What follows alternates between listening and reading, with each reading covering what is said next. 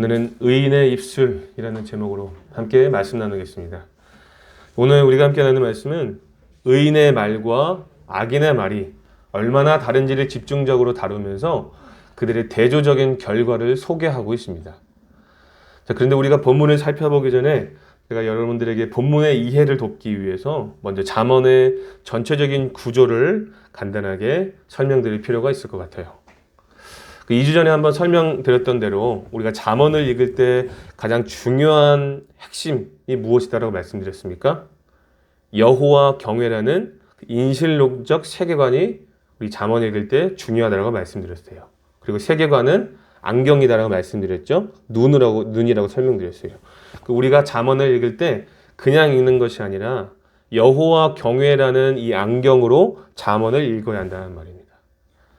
왜냐하면 잠언에 기록된 교훈이나 가르침들은 사실 해석의 맥락들이 상실되어 있기 때문이에요. 무슨 말이냐면 보통 우리가 성경을 읽을 때 역사적인 배경도 살펴보고 앞뒤 문맥이나 상황을 살펴보면서 이 본문이 의도하는 그 메시지를 우리가 파악할 수 있지 않겠습니까? 그런데 이 잠언은요, 그런 맥락이나 상황이 없어요. 찾을 수가 없습니다. 그래서 이 잠언을 해석할 때는 어쩔 수 없이 사람들마다 여러 가지 해석적인 난제들이 발생하게 됩니다. 그런데 그것을 방지할 수 있는 방법이 바로 여호와 경외의 세계관이라는 거예요. 다시 말해 여호와 경외라는 이 세계관이 잠언에서는 상실된 문맥이나 상실된 상황을 대체할 수 있는 방법이라는 거죠. 무슨 말이냐면 잠언에서 말하는 지혜를 어떤 개인적인 열매와 만족을 위해서 사용하는 것이 아니라 하나님을 영화롭게 하며 하나님을 두려워하고 하나님을 높이기 위하여서 이 잠언의 말씀을 사용해야 된다는 거예요. 그래서 잠언 1장부터 9장까지의 내용은요, 여호와를 경외해야 지혜를 얻을 수 있다라는 내용으로 정리가 되어져 있습니다. 그렇죠? 1장부터 9장까지 기록된 내용을 통해 이 여호와 경외라는 세계관이 장착된 상태에서, 그렇죠? 10장 이후에 잠언을 읽어야 바르게 읽을 수 있다는 거예요. 자, 그 이유가 뭐다라고요? 이 10장 이후의 잠언들은 어떤 역사적인 배경이나 맥락이나 상황성을 찾을 수가 없기 때문입니다. 그래서 잠언에서 유일하게 스토리라인이 있는 것이 바로 1장부터 9장까지의 내용밖에 없어요. 스토리라인이 있는 것. 그래서 1장부터 9장까지의 내용을 통해 이 잠언을 읽는 독자들에게 이 10장 이후의 잠언을 어떻게 읽고 어떻게 해석해야 하는지 알려주는 것이 바로 1장부터 9장까지의 내용인 여호와 경외의 사상이라는 겁니다. 그렇죠? 여러분들도 방금 전에 본문을 이제 통독해 보셔서 아시겠지만 전혀 문맥이나 상황들을 이해할 수 없는 계속적인 겉면만 나오고 있지 않습니까? 그렇죠? 그래서 반드시 우리가 여호와 경외라는 이 안경을 가지고 이 말씀을 읽어야 돼요. 자, 이제 이러한 이해를 가지고 이 본문의 내용을 확인해 보도록 하겠습니다. 오늘의 본문은 의인의 말과 악인의 말이 얼마나 다른지 집중적으로 다루면서 이 그리스도의 삶은 어떠해야 하는지를 가르쳐주고 있습니다. 먼저 17절의 말씀 한번 읽어볼까요? 17절입니다. 시작. 훈계를 지키는 자는 생명길로 행하여도 징계를 버리는 자는 그릇 가느니라. 아멘. 여기 17절에서 훈계라는 단어는 히브리어로 무사르라는 단어가 사용되는데 그 뜻은 생활 훈련, 훈계, 징계라는 뜻입니다. 하나님의 말씀은 성도의 믿음과 관련된 가르침만이 아니라 일상생활의 교훈도 포함한다는 거죠. 그러면 성도가 일상생활에서도 하나님의 말씀으로 지도를 받아야 하는 이유가 무엇일까요? 일상생활에서도 우리가 하나님의 말씀으로 지도를 받아야 합니다. 그 이유가 무엇이겠습니까? 그 이유는 바로 성화를 위해서입니다. 성화가 무슨 말입니까? 거룩하게 된다는 뜻이죠. 이 땅을 살아가는 모든 성도들은요, 이 성화 구원을 이루며 살아야 합니다. 왜냐하면 우리는 이미와 아직 사이에 존재하기 때문이에요. 여러분, 구원에는 세 가지 시제가 존재하는데 칭의 구원, 성화 구원, 영화 구원이 있습니다. 이 칭의 구원은 의로울 의, 칭할 칭자라는 한자를 사용하는데 예수 그리스도로 옷 입은 성도를 향하여서 하나님이 우리를 의롭다라고 불러주시는 거예요. 부를 칭자를 사용해서. 그러니까 존재적으로는 여전히 부패하고 선한 것이 하나도 없는 죄인이지만 믿음으로 예수 그리스도라는 옷을 입었기 때문에 하나님께서 우리를 의인이다라고 그냥 칭해 주시는 거죠. 우리의 어떠함이 아니라 그리스도의 어떠함을 보고 우리를 의롭다고 불러주신 겁니다. 그러니까 행위가 아닌 믿음으로 말미암은 의입니다. 그래서 이것은 다시 말하면 존재의 변화가 아니라 어떤 변화예요? 신분의 변화가 바로 칭의 구원이라는 거죠. 그래서 우리는 이 칭의로 인해 이미 구원받은 하나님의 백성이 되었다라고 고백하면서 살아가는 거예요. 그렇죠? 하지만 우리는 아직은 온전하게 하나님의 백성이 된 것은 아닙니다. 아직은 예수님이 재림하시기까지 이 땅에서 하나님의 백성으로 살아가면서 하나님의 나라를 맛보는 시간을 가지죠. 이 땅에서. 그렇죠? 예수님이 이 땅 가운데 재림하시기 전까지. 그런데 우리는 신분이 변화가 된 것이지 존재적인 변화가 일어난 것이 아니라서 신분에 맞게 살아갈 도전이 필요해요. 그렇죠? 왜 그렇습니까? 예수님을 영접한 사람은 하나님의 자녀가 되는 권세도 받지만 그 권세와 함께 책임과 의무도 함께 받기 때문이에요. 그러므로 그리스도인들은 하나님의 자녀롭게 살아갈 책임이 있습니다. 그리고 그것이 바로 성화 구원을 의미해요. 존재적으로도 우리가 여전히 죄인인지라 거룩하게 되어져가는 그 과정들을 통하여서 우리가 존재적으로도 성화되어져가는 도전이 필요한 거죠. 여러분, 성경은요, 예수 그리스도를 영접한 사람에게 뭐라고 이야기합니까? 이전 것은 지나갔고 새 것이 되었다라고 말하고 있습니다. 그렇죠? 이 말은 예수 그리스도로 말미암은 재창조의 완전성을 말하지만 이전의 모습으로 돌아가지 말고 새 것이 되었기 때문에 그 신분에 맞게 살아갈 의무가 있다는 말로도 이해가 되죠. 그렇죠? 그래서 바울은 빌립보서 2장 12절에서 뭐라고 이야기하냐면 항상 복종하여 두렵고 떨림으로 너희 구원을 이루라라고 권면합니다. 빌립보 성도들은 마게도냐에 살고 있었던 이방인 그리스도인들로 구성된 교회였습니다. 하지만 유대인 그리스도인들이 들어오고 나서 그들의 행위를 지적당하게 됩니다. 유대인 그리스도인들은요, 일상에서부터 말씀으로 지도를 받아서 성장하지 않습니까? 그들은 어려서부터 율법을 가까이 하고 행위에 있어서 온전함을 훈련받았기 때문에 이 이방인 그리스도인들의 생활이 이해가 갔을까요? 이해가 가지 않았을까요? 이해가 가지가 않겠죠. 그래서 그 둘 사이에 대립이 생겨났고 그 문제를 해결하기 위해서 바울이 편지를 쓴 것이 빌립보서입니다.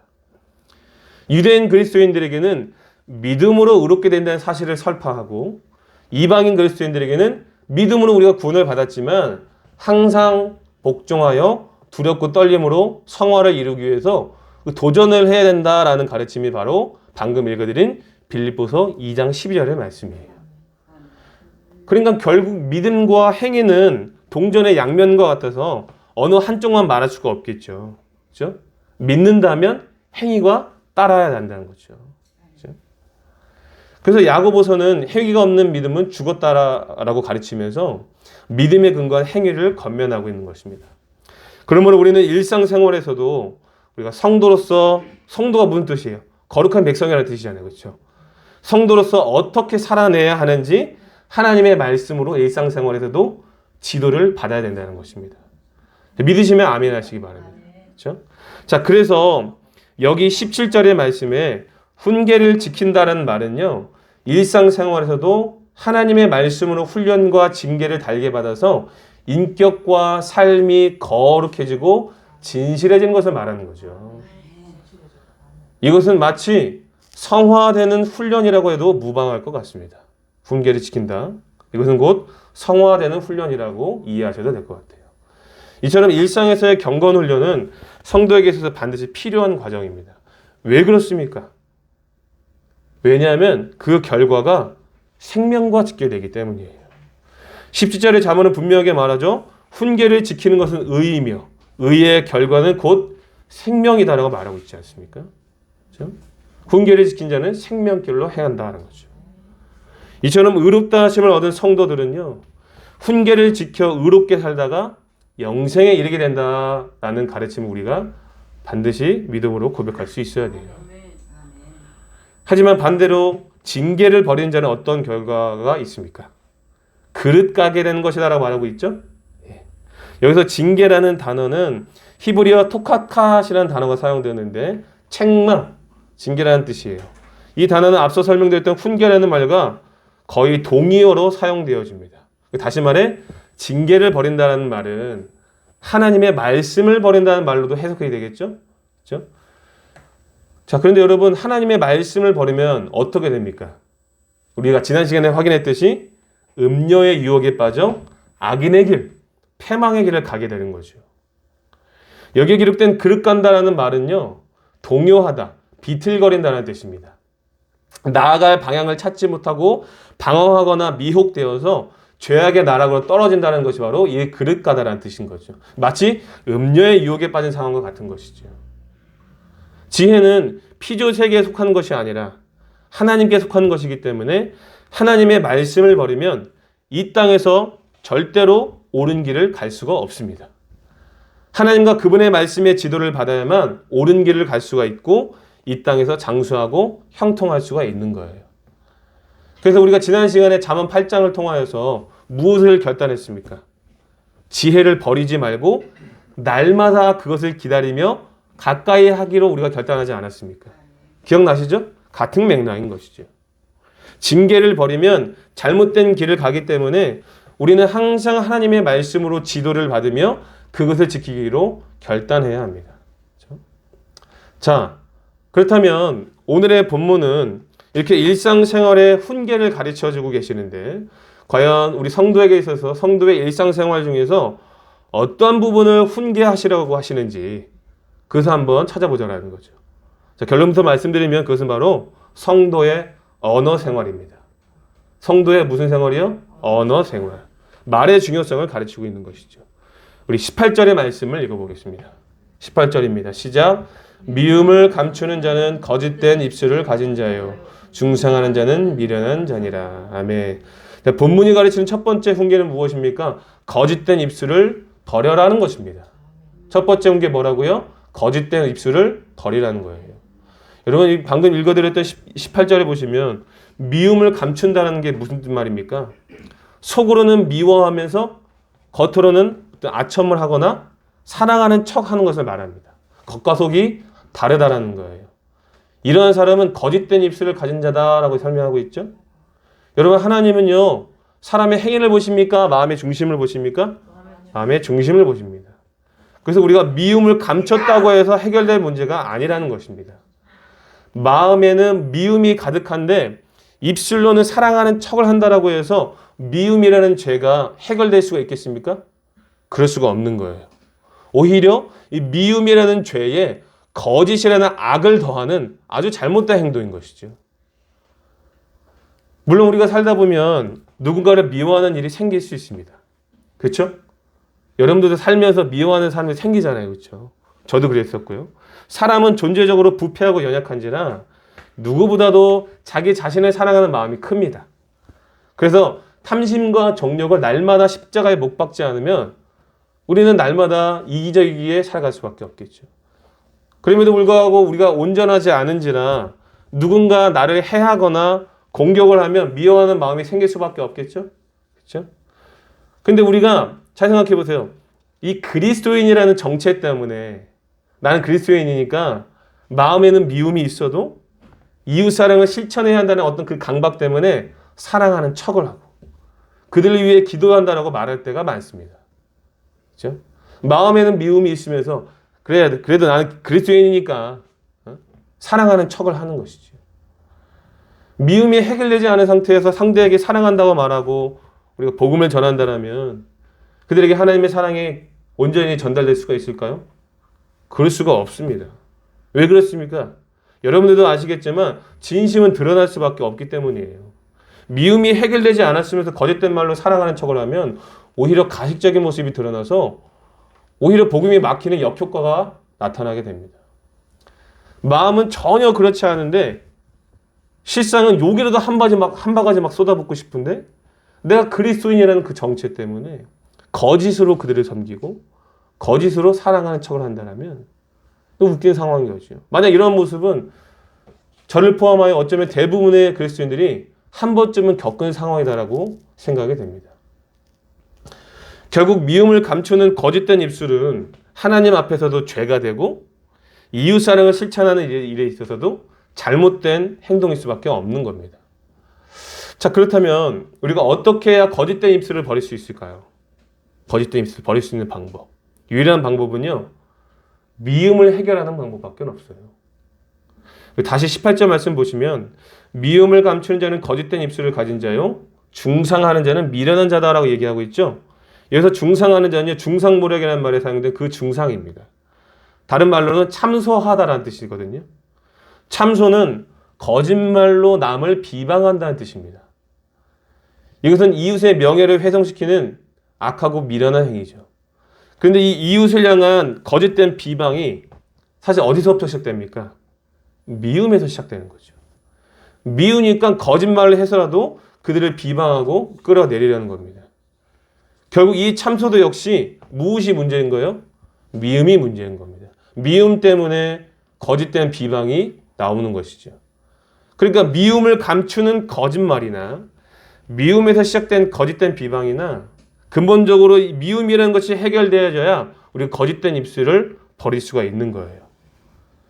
일찍이 예수님은 제자들에게 마태복음 5장 22절에서 미움은 곧 살인이다라고 가르치셨고, 예수님의 가르침을 받은 사도 요한은 요한일서 2장 9절에서 형제를 미워하는 것은 아직도 그가 어둠과 사망에 있다는 증거라고 이야기했습니다. 그러므로 우리가 거짓된 입술을 버리기 위해서는 반드시 이 미움이라는 문제를 해결할 수 있어야 돼요. 미움이라는 죄를 우리가 미워해야 합니다. 죄를 미워하는 마음은 우리가 정당하게 받아들여야 되겠죠. 사람을 미워하지 말고 죄를 미워해야 돼요. 미움이 무슨 말입니까? 마음에 들지 않고 싫어한다는 말이잖아요. 그렇죠? 우리를 미련한 자리로 끌어내리는 그 미움을 싫어하고 멀리해야 돼요. 반면에 하나님의 징계는 가까이 하고, 그렇죠? 하나님의 징계는 가까이 하고 미움은 버려야 됩니다. 말씀을 버리는 것이 아니라 미움을 버려야 돼요. 사랑하는 성도 여러분, 부디 이 본문의 가르침대로 미움을 제거하시고 거짓된 입술을 버릴 수 있기를 바랍니다. 아멘이시죠? 네. 자, 이제 19절 말씀 한번 읽어볼까요? 19절입니다. 시작. 말이 많으면 허물을 면하기 어려우나 그 입술을 제어하는 자는 지혜가 있느니라. 아멘. 본문이 가르치는 두 번째 훈계는 바로 입술의 제어입니다.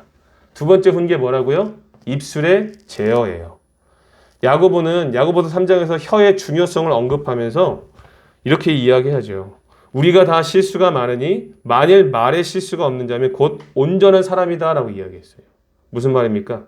말의 중요성도 중요하지만 우리는 다 말에 실수를 하며 살아간다는 겁니다. 그럼 이 땅에 온전한 사람이 있습니까? 아무도 없죠. 말에 실수가 없는 사람이 곧 온전하다는 말은 우리는 누구라도 어느 한 사람도 빠짐없이 전부 다 말의 실수를 하며 살아간다는 겁니다. 심지어 야고보는 야고보서 3장 8절에서 혀는 능히 길들일 사람이 없나니 쉬지 아니하는 악이요 죽이는 독이 가득한 것이라고 설명했습니다. 그만큼 입술을 제어하는 것이 쉽지 않다라는 거겠죠. 여러분, 성경에 기록된 인물 중에 말실수로 인해 곤욕을 치는 사람이 나오죠. 말실수 때문에. 그 사람이 누구입니까? 바로 사사인 입다입니다. 당시 이스라엘은 암몬 자손과 전쟁을 치르게 되었는데 입다가 사사로서 이 암몬과의 싸움을 이제 준비를 하죠. 근데 그가 암몬 자손과의 싸움을 하기 전에 하나님께 서원을 하는데 뭐라고 얘기하냐면, 만약 하나님 암몬 자손을 내게 넘겨주시면 내가 암몬 자손에게서 평안히 돌아올 때에 누구든지 내 집 문에서 나와서 나를 영접하는 그는 여호와께 번제물로 드리겠다라고 서원을 해요. 자, 그런데 너무나 공교롭게도 전쟁에서 이기고 돌아온 이 입다를 맞이한 첫 번째 사람이 누구인지 아십니까? 바로 입다의 하나밖에 없는 무남동녀, 그의 딸이었습니다. 이 일로 인해 입다는요, 옷을 찢으며 참담한 마음을 금치 못하죠.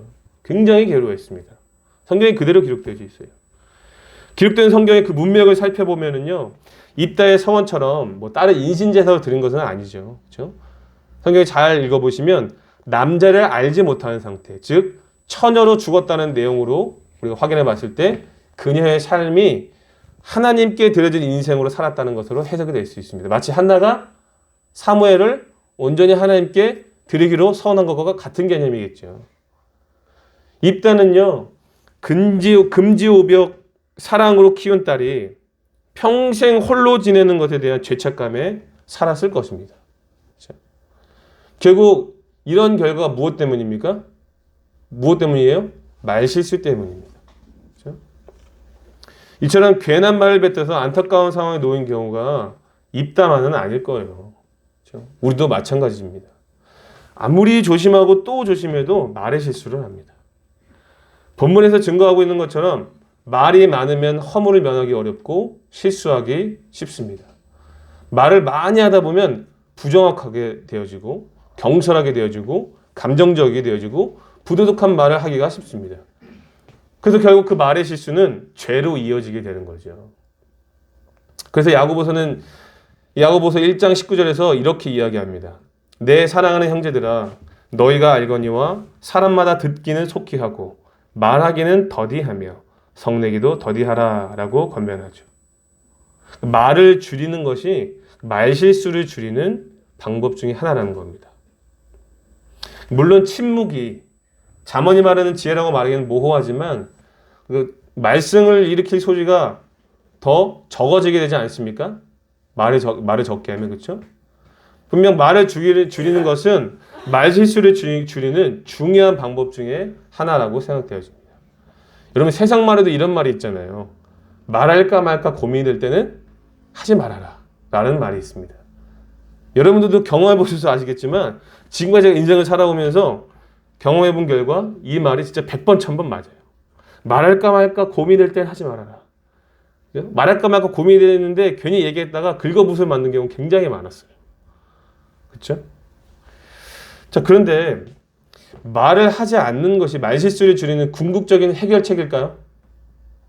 저는 개인적으로 말을 너무 안 하는 것도 문제라고 생각합니다. 복음은요, 소통이죠. 일상에서 이웃과 교제하며 관계를 맺는 것은 우리가 복음을 전하는 데 있어서 필요한 과정이라고 생각합니다. 자, 그렇다면 어떻게 해야 말의 실수를 줄일 수 있을까? 본문은 분명하게 말하죠. 입술을 제어하는 자는 지혜가 있느니라. 여러분, 제어한다는 말은 무슨 말입니까? 통제하고 조정한다는 의미도 있지만 길들이다라는 뜻도 있습니다. 길들인다는 말은 훈련이 가능하다는 거죠. 입술의 실수를 줄일 수 있는 방법이 훈련으로 가능하다는 거예요. 여러분, 이런 말이 있죠. 마음의 생각은 그 사람의 인격을 나타낸다. 또한 잠언서 23장 7절은 말해줍니다. 그 마음의 생각이 어떠하면 그 위인도 그러한지요. 무슨 말입니까? 사람은 말로 마음을 표현한다는 거예요. 말은 그 사람의 인격의 표현이라는 겁니다. 마태복음 12장에서도 예수님께서 이렇게 말씀하시죠. 너희는 악하니 어떻게 선한 말을 할 수 있느냐? 이는 마음에 가득한 것을 입으로 말합니다. 선한 사람은 그 쌓은 선에서 선한 것을 내고 악한 사람은 그 쌓은 악에서 악한 것을 내느니라. 아멘. 무슨 말입니까? 마음의 어떠함을 따라서 선한 말과 악한 말이 나온다는 거예요. 마음에 선한 것을 쌓으면 선한 말이 나오고 악한 것을 쌓으면 악한 말이 나온다는 겁니다. 결국 사람은 마음의 생각이 말로 표현되기 때문에 말 실수를 줄이고 말을 제어할 수 있는 방법이 어디에 있다라는 거예요? 마음에 있다라는 거예요. 마음. 그렇죠? 그래서 솔로몬은 잠언서 4장 23절에서 무릇 지킬 만한 것보다 더욱 내 마음을 지켜라 라고 이야기를 했고, 잠언서 17장 27절에서는 말을 아끼는 자는 지식이 있고 성품이 안전한 자는 명철하니라 라고 말합니다. 그렇죠? 그러므로 우리는 말을 줄이고 무엇을 지켜야 되는 거예요? 마음을 지키기로 해야 됩니다. 마음을 지켜야 돼요. 말을 줄이는 것은 말실수를 줄이는 것이지만 마음을 지키는 것은 입술을 제어하는 것입니다. 그러므로 사랑하는 성도 여러분, 부디 본문의 가르침대로 마음을 잘 지켜서 입술을 제어할 수 있기를 바랍니다. 우리 마지막으로 21절 말씀 한번 읽어볼게요. 21절입니다. 시작. 의인의 입술은 여러 사람을 교육하나 미련한 자는 지식이 없어 죽느니라. 아멘. 본문이 가르치는 세 번째 훈계는 바로 살리는 입술입니다. 본문이 가르치는 세 번째 훈계 뭐라고요? 살리는 입술. 본문은 의인의 입술이 여러 사람을 교육한다라고 말합니다. 여기 기록된 교육한다는 단어는 히브리어로 라라는 단어가 사용되는데 그 뜻은 먹인다, 인도한다라는 뜻입니다. 자, 의인이 여러 사람들을 무엇을 먹이는 걸까요? 하나님의 생명 양식, 말씀을 먹인다는 거겠죠. 그리고 또한 어디로 인도하는 것일까요? 옳은 길로 인도하는 겁니다. 그러니까 경건하고 의로운 사람은 여러 사람들을 진리의 지식으로 먹이고 하나님의 선한 길로 인도한다는 거예요. 근데 여러분 잠언에서 말하는 옳은 길은 무엇을 의미합니까? 생명과 관련되어 있죠. 생명길, 옳은 길. 그렇죠? 앞서 서두에서 언급한 대로 17절에 기록된 것처럼 하나님의 말씀을 지키는 사람은 어느 길로 행한다고요? 생명길로 행한다고 말하고 있잖아요. 그죠? 결국 여러 사람을 하나님의 말씀으로 교육한다는 것은 단순한 신앙교육 정도가 아니라 무슨 일이라는 거예요? 바로 사람을 살리는 일이라는 겁니다. 그래서 이 의인의 입술과는 대조가 되는 악인의 결과를 죽음으로 설명하고 있는 겁니다. 여러분 21절 다시 한번 보세요. 미련한 자는 지식이 없어 죽느니라. 의인의 입술은 사람을 교육해서 살리지만 미련한 자의 입술은 지식이 없어서 죽는데요. 그렇죠? 여기 지식이 없다는 말은요. 히브리어로 카사르 레브가 사용되었는데 마음이 없다, 생각이 없다라는 뜻입니다. 미련한 사람은요. 세상적인 지혜와 지식은 있을지 모르겠지만 하나님의 지혜와 지식은 없는 사람이라는 겁니다. 그러므로 그들에게서 선한 것을 찾아볼 수가 없겠죠. 불경건한 언행과 부도덕한 언행만이 그들에게서 나옵니다. 그런 언행은 음료를 선택한 결과와 같이 영원한 죽음이라는 형벌을 피할 수 없게 되는 거예요. 그래서 미련한 자의 결과는 죽음이다라고 얘기한 거죠. 결국 이 미련한 자는요. 다른 사람들을 살리고 유익하게 하기는커녕 자기 자신 하나도 살리지 못하는 안타까운 인생이 되는 겁니다.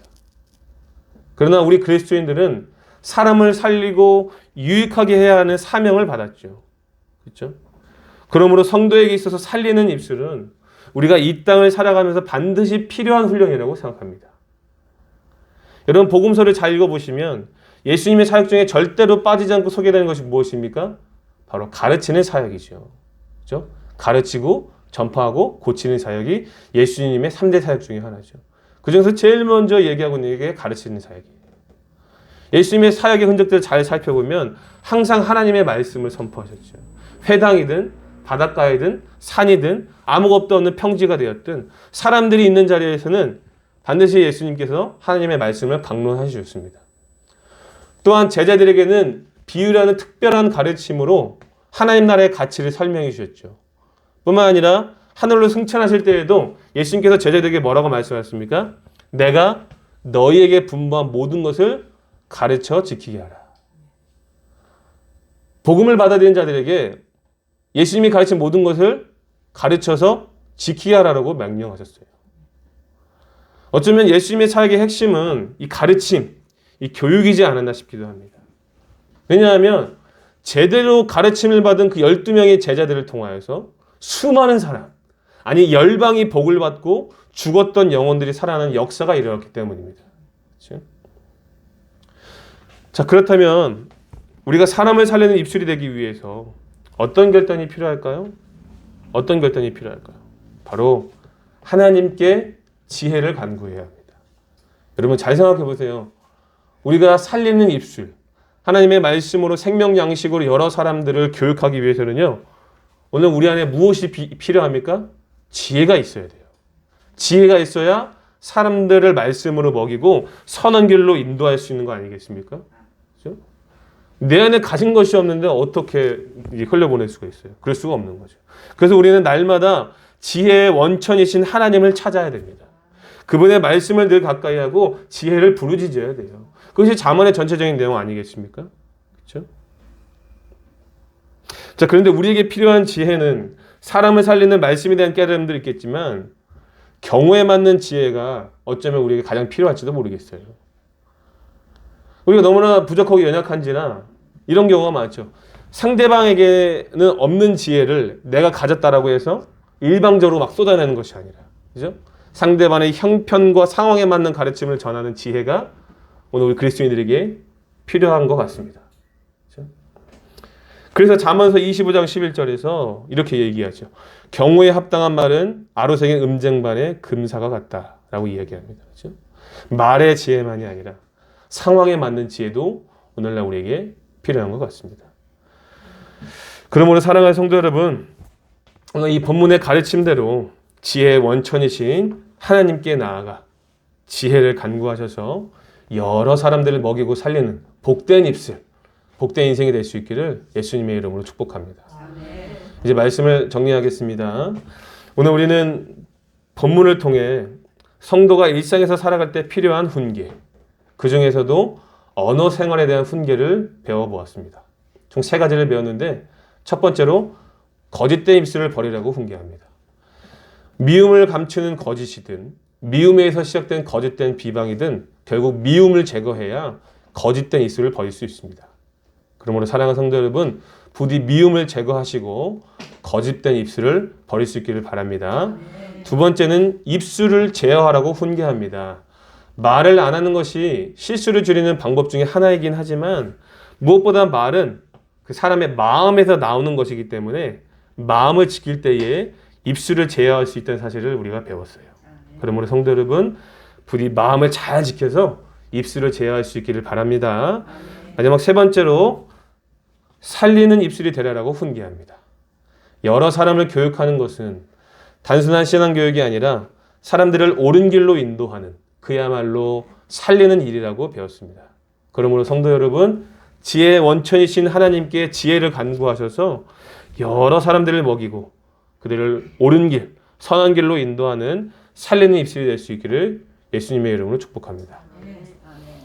제가 설교를 준비하면서 이 말과 관련된 수많은 예화들을 들었고 살펴보았습니다. 구구절절에 다 맞는 예화예요. 말이 중에서 얼마나 많습니까? 그렇죠? 하지만 그런 예화들은 전부 결과가 어떠냐면 이 땅에서의 결과만 초점이 맞춰져 있습니다. 이 땅에서의 열매. 잠언은 근데 분명하게 이야기하죠. 이 땅에서 존재하는 지혜는 거짓된 것이다라고 말해요. 성도 여러분, 다시 한번 설명드리지만 잠언이 말하는 가르침은요, 나의 개인적인 유익과 열매를 위한 것이 아닙니다. 여호와를 경외하는 법을 가르치고 있는 거예요. 성도의 언어 생활이라는 이 훈계를 통하여서 일상에서 어떻게 여호와를 경외하는 것을 배우는 것이 오늘 본문의 핵심이라는 거죠. 저는 우리 그리스도인들이 이 명확하고 확실한 잠언의 가르침에 민감하게 반응할 수 있기를 바랍니다.